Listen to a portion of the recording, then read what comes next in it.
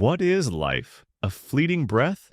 A story written in sand? Or a sacred mystery unfolding across time? The Greek philosopher Heraclitus once said, "No man ever steps in the same river twice, for it is not the same river, and he is not the same man." Life is change, yet we often live as if it were still. Time is the most democratic force in existence. Kings and beggars, poets and laborers, all wake to the same 24 hours. And yet, what is time, really? St. Augustine admitted, "If no one asks me, I know. If I wish to explain it, I know not." We chase time as though it were currency, yet it slips through our fingers like water. Some waste it, some sell it cheaply, and some, the wise few Akidasi, weave it into meaning. History whispers that our time is not ours alone. We inherit stories, victories, and wounds carved by generations before us. Marcus Aurelius reminded himself, "Soon you will have forgotten everything. Soon everything will have forgotten you." And yet, paradoxically, history proves that even forgotten lives ripple into the present. A word, a sacrifice, a kindness, echoing centuries later.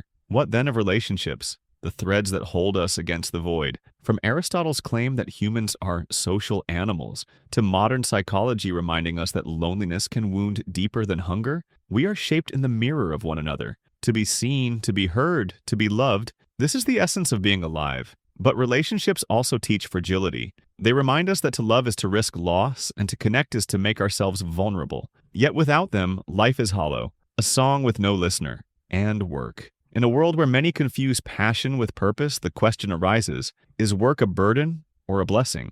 Nietzsche wrote, "He who has a why to live can bear almost anyhow." Our work is not just the labor of survival, it can be a canvas for meaning. But in the rush for success, we sometimes forget to ask, does my work feed my soul or merely consume it? Which brings us to the inner battleground, the mind. The ancients spoke of balance, the Buddhists of mindfulness, the Stoics of self-mastery. And today, in our restless age, mental health is perhaps the greatest mystery of all. For how can one live fully outwardly when the inner world is in turmoil? Seneca warned, "It is not that we have a short time to live, but that we waste much of it." To care for the mind, to guard peace, to rest when the world says run, this too is wisdom. So here we stand, between the silence of the past and the mystery of tomorrow. Life, with all its riddles, cannot be solved like a puzzle. It can only be lived, breathed, cherished. Perhaps the greatest mystery is not in finding all the answers, but in learning to ask better questions, and to live deeply in the space between them. Because maybe life is not about escaping its mystery,